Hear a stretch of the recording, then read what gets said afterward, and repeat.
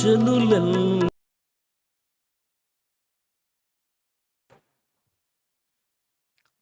మహాగణుడును మన రక్షకుడునైన మన ప్రభు అయిన యేసుక్రీస్తు వారి ప్రశస్తమైన నామములో ప్రతి ఒక్కరికి మా హృదయపూర్వకమైన వందనాలు తెలియచేస్తూ ఉన్నాను. దేవాతి దేవుడు తన కనికరాన్ని బట్టి, కృపను బట్టి ఆయన మనలను బలపరిచి ఈ విధంగా ఆయనను కనపరిచే భాగ్యము దేవుడు మనకు అనుగ్రహించిన విధానాన్ని బట్టి ఆయనకే మహిమా ఘనత ప్రభావాలు ఆయనకే చెల్లునుగాక. ప్రియులరా, అనుదిన జీవవాక్యము ద్వారా వింటున్న వాక్యాన్ని బట్టి ప్రతి ఒక్కరి జీవితాల్లో జరుగుతున్న మేలులను బట్టి దేవుణ్ణి మేము ఎంతగానో స్తుతిస్తున్నాం. మా కొరకు, పరిచర్య కొరకు ప్రార్థించమని ప్రభు పేరట మనవి చేస్తున్నాం.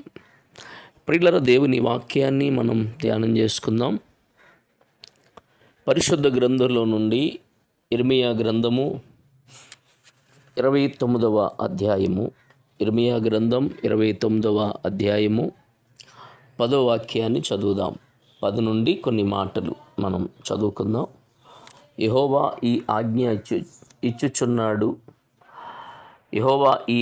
ఇచ్చుచున్నాడు. బబులోను రాజ్యమునకు 70 సంవత్సరములు గతించిన తరువాతనే మిమ్మును గూర్చి నేను పలికిన శుభవార్త నెరవేర్చి ఈ స్థలమునకు మిమ్మును తిరిగి రప్పించున్నట్లు నేను మిమ్మును దర్శింతును. చదవబడిన ఈ లేఖన భాగంలో దేవుడు తన ప్రజలైనటువంటి ఇశ్రాయేలులకు చెబుతున్న మాటలు ఇవి. ఎందుకునంటే దేవుని ప్రజలైన ఇశ్రాయేలీలు బబులోను దేశానికి చెరగా వెళ్ళిపోయారు. దేవుడే అనుమతించాడు. నెబుకద్నెజరు కాలంలో చెరగా వెళ్ళిపోయిన తర్వాత దేవుడు చెప్పిన మాట ఏంటి అనంటే, ఆయన ఏమంటున్నాడు అంటే 70 సంవత్సరములు గతించిన తర్వాతనే మిమ్మును గూర్చి నేను పలికిన శుభవార్త నెరవేరుస్తాను, మరలా ఈ స్థలానికి నేను మిమ్మల్ని రప్పిస్తాను అని దేవుడు వాగ్దానం చేస్తున్నాడు. అంటే దేవుని మాట మనం వినకపోతే గనుక దేవుడు ఏం చేస్తాడు అంటే సాతానుడి చేతికి అప్పగిస్తాడు, ఇబ్బందుల చేతికి అప్పగిస్తాడు, భయంకరమైన పరిస్థితికి మనల్ని అప్పగించేస్తాడు. కాబట్టి ఇది ఎవరు చేసుకున్నది అనంటే నువ్వు చేసుకున్నదే. కాబట్టి ఇక్కడ మనం ఆలోచన చేస్తే కనుక దేవుడు ఇస్తున్నటువంటి వాగ్దానం ఏమిటి అనంటే, నేను మరలా రప్పిస్తాను మిమ్మల్ని. ఎప్పుడు అనంటే 70 సంవత్సరాలు పూర్తయిన తర్వాత నేను మిమ్మల్ని రప్పిస్తాను, మరలా ఈ స్థలానికి నేను తీసుకొస్తానని దేవుడు మాట్లాడుతున్నాడు. చూడండి 11వ వచనం, నేను మిమ్మును గూర్చి ఉద్దేశించిన సంగతులను నేను ఎరుగుదును, రాబోవు కాలమందు మీకు నిరీక్షణ కలుగునట్లు అవి సమాధానకరమైన ఉద్దేశములే కానీ హానికరమైనవి కావు. ఇదే యెహోవా వాక్కు. చూడండి దేవుడు ఏం మాట్లాడుతున్నాడు, నేను మిమ్మును గూర్చి ఉద్దేశించిన సంగతులు నేను ఎరుగుదును, రాబోవు కాలమందు మీకు నిరీక్షణ కలుగునట్లు అవి సమాధానకరమైన ఉద్దేశాలే కానీ హానికరమైనవి కావు అని మాట్లాడుతున్నాడు. చూడండి 2వ దినవృత్తాంతాలు 36:21లో ఇర్మియా ద్వారా పలకబడిన యెహోవా మాట నెరవేరుటకై విశ్రాంతి దినములను దేశము అనుభవించు వరకు ఇది సంభవించెను. దేశము పాడుగానున్న 70 సంవత్సరముల కాలము అది విశ్రాంతి దినముల ననుభవించెను. పారసిక దేశపు రాజు అయిన కోరేషు ఏలుబడి యందు 1వ సంవత్సరమున ఇర్మియా ద్వారా పలకబడిన తన వాక్యమును నెరవేర్చుటకై యెహోవా పారసిక దేశపు రాజైన కోరేషు మనసును ప్రేరేపింపగా అతడు తన రాజ్యమున్నంతటను చాటించి రాతులముగా ఇల్లు ప్రకటన చేయించాను. ఇక్కడ గమనించాలి. అదేవిధంగా మనం ఆలోచన చేస్తే కనుక దేవుడు ఇచ్చిన వాగ్దానము నెరవేర్చాడు అని చెప్పడంలో సందేహం లేదు. కనుక మిమ్మును గూర్చి ఉద్దేశించిన సంగతులు నేను నెరవేరుస్తాను అని మాట్లాడుతున్నాడు. యెజ్రా గ్రంథం 1:2లో ఇర్మియా ద్వారా పలకబడిన యెహోవా మాట నెరవేరుటకై విశ్రాంతి దినములను దేశము అనుభవించు వరకు ఇది సంభవించను. దేశము పాడుగా నున్న 70 సంవత్సరాల కాలంలో అది విశ్రాంతి దినములు అనుభవించాను. ఇక్కడ గమనించాలి, దేవుడు ఆయన పలికిన మాటను నెరవేరుస్తాను అని మాట్లాడుతున్నాడు. ఇంకా మనం గమనిస్తే గనుక యోబు గ్రంథం 23:13 అయితే ఆయన ఏక మనసు గలవాడు, ఆయనను మార్చగలవాడెవడు, ఆయన తనకిష్టమైనది ఏదో అదే చెయ్యును అని మాట్లాడుతున్నాడు. అంటే ఎవడు మార్చగలడు దేవుణ్ణి?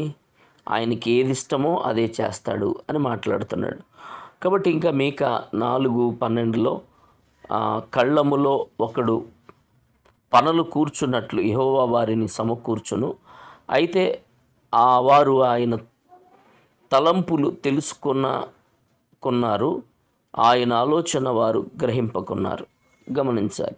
కాబట్టి దేవునికున్న ఆలోచన, దేవునికున్న ప్రణాళిక, దేవునికున్న చిత్తాన్ని వీళ్ళు నెరవేర్చడం లేదు. అందుకే 70 సంవత్సరాల తర్వాతనే మరలా బబులోను దేశం నుండి విడుదలిస్తాను అని చెప్తున్నాడు. చూడండి 12 మీరు నాకు మొర్రపెట్టుదురేని మీరు నాకు ప్రార్థన చేయుచు ఉత్తురని నేను మీ మనవి ఆలకింతును. కాబట్టి మీరు ప్రార్థన చేస్తారు, మీరు మొరపెడతారు, మీ ప్రార్థన నేను వింటాను. మీరు నన్ను వెదికిన ఎడల, పూర్ణ మనస్సుతో నన్ను గూర్చి విచారణ చేసిన ఎడల మీరు నన్ను కనుగొందురు. దేవుడు ఇక్కడ మాట్లాడుతున్నాడు. మీరు నన్ను వెదికితే, నా ఎడల పూర్ణ మనసు కలిగి ఉంటే, నా గురించి విచారణ చేస్తే మీరు నన్ను కనుగొంటారు. అంటే దేవుణ్ణి మనం వెదికితే గనుక దేవుడు తప్పక మనకి ఆయన దొరుకుతాడు, తప్పక మన జీవితాల్లో కార్యము చేస్తాడు. కాబట్టి మన అంతరింద్రియాలను ఎరిగిన, పరిశీలన చేసిన దేవుడు యేసయ్య. కాబట్టి ఇక్కడ మనం ఆలోచన చేస్తే కనుక ప్రతి విషయములో దేవునికి లోబడే వ్యక్తులుగా మనం ఉండాలి. చూడండి, నన్ను నేను మీకు కనపరుచుకుందును, ఇదే యెహోవా వాక్కు.